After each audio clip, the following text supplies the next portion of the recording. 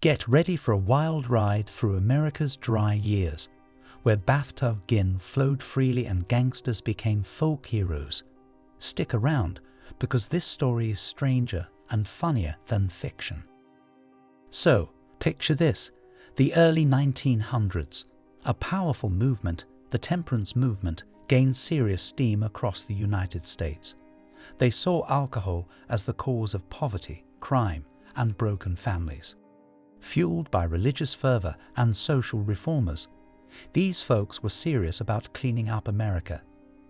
They pushed hard for laws to stop the drinking, starting small and aiming big. Groups like the Women's Christian Temperance Union and the Anti-Saloon League were incredibly organized. They lobbied politicians, held rallies, and basically made it their mission to dry out the nation, one town, one state at a time. Their efforts paid off. By the late 1910s, they had enough political power to push for a nationwide ban. It seemed like a moral victory for many. Enter the 18th Amendment to the U.S. Constitution.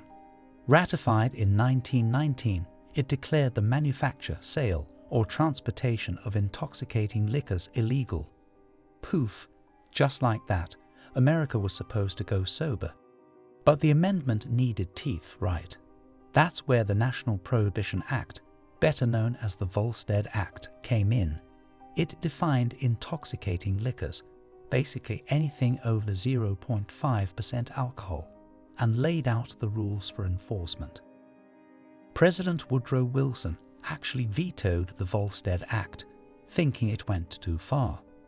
But Congress, riding the wave of temperance enthusiasm, quickly overrode his veto. The stage was set for a very interesting decade. Instead of a sober, crime-free utopia, Prohibition ushered in the roaring 20s. People didn't just stop drinking, they just got more creative about it.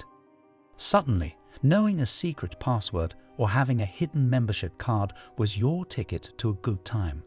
Welcome to the era of speakeasies.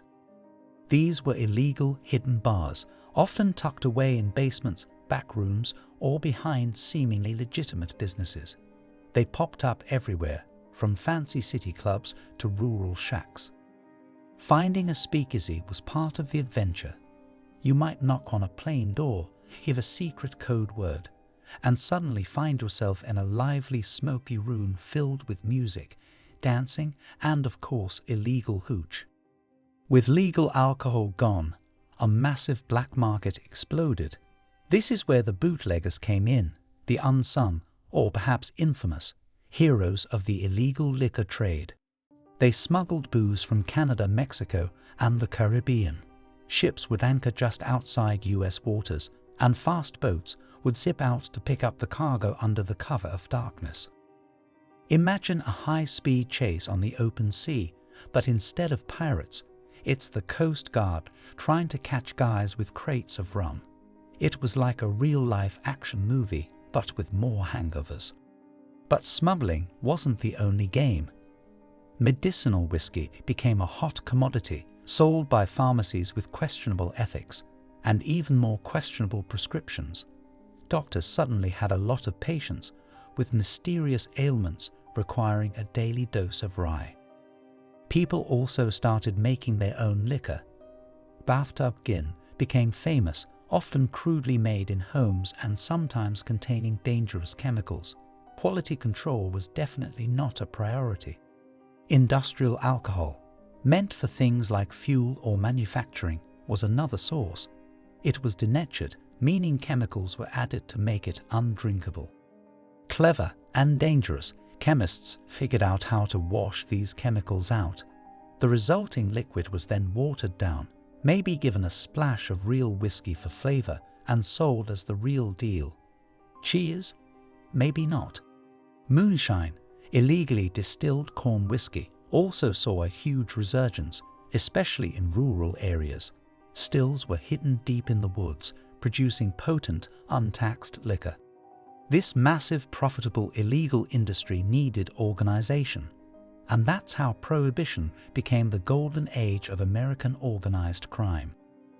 Gangs realized that controlling the production, transport, and sale of alcohol was big business. They set up complex networks, from hidden distilleries to speakeasy distribution. Competition for territory and control was fierce. This led to violent turf wars between rival gangs, turning cities like Chicago into battlegrounds. Suddenly, names like Al Capone became infamous. Capone, based in Chicago, built a vast criminal empire on the back of illegal booze. He was ruthless, powerful, and incredibly wealthy. Other notorious figures like Lucky Luciano, Meyer Lansky, and Bugsy Siegel also rose to prominence during this time. They learned how to organize crime on a large scale, skills they would later apply to other rackets.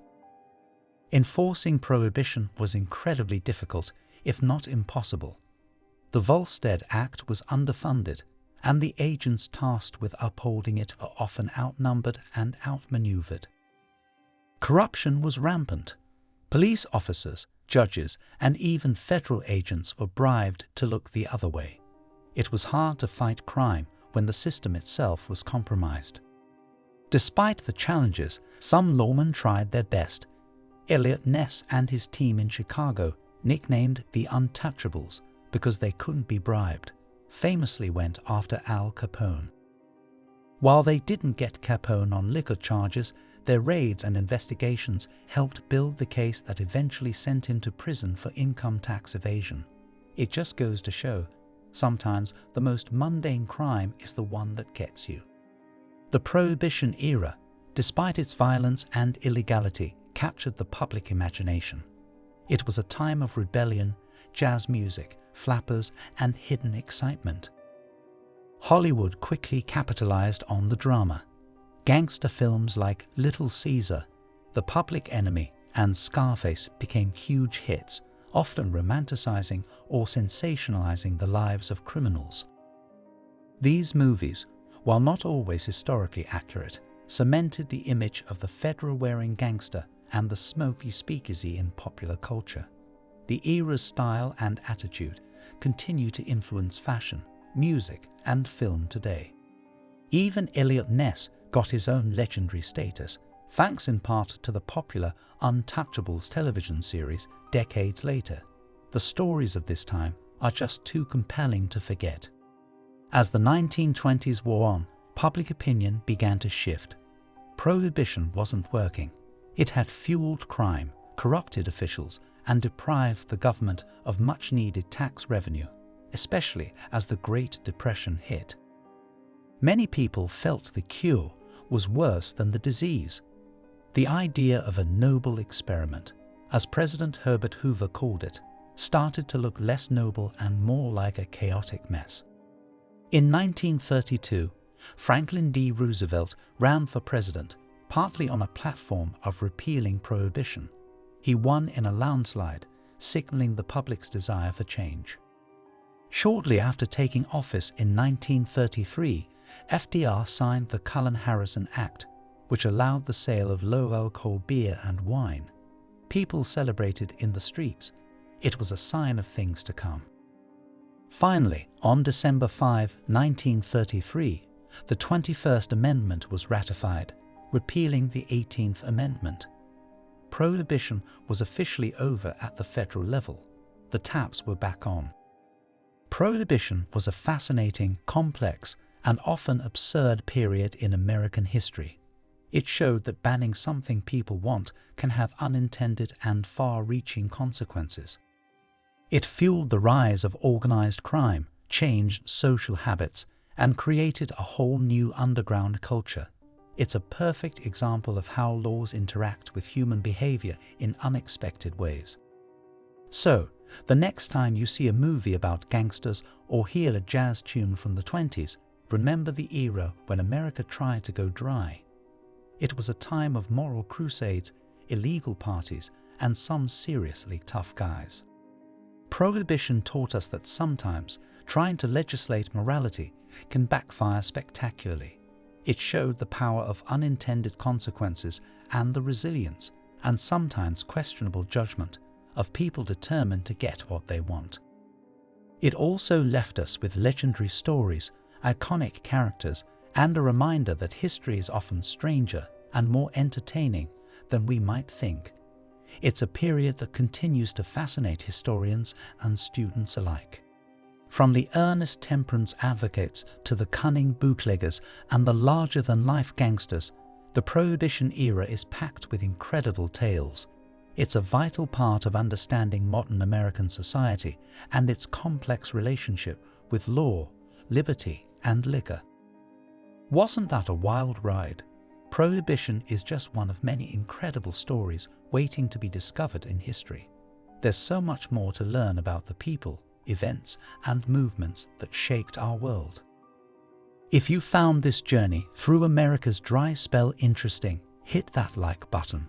What surprised you most about Prohibition? Let us know in the comments below. And don't forget to subscribe to our channel for more deep dives into history's most fascinating moments. We've got plenty more stories to share that would educate, entertain, and maybe even make you chuckle. See you in the next video.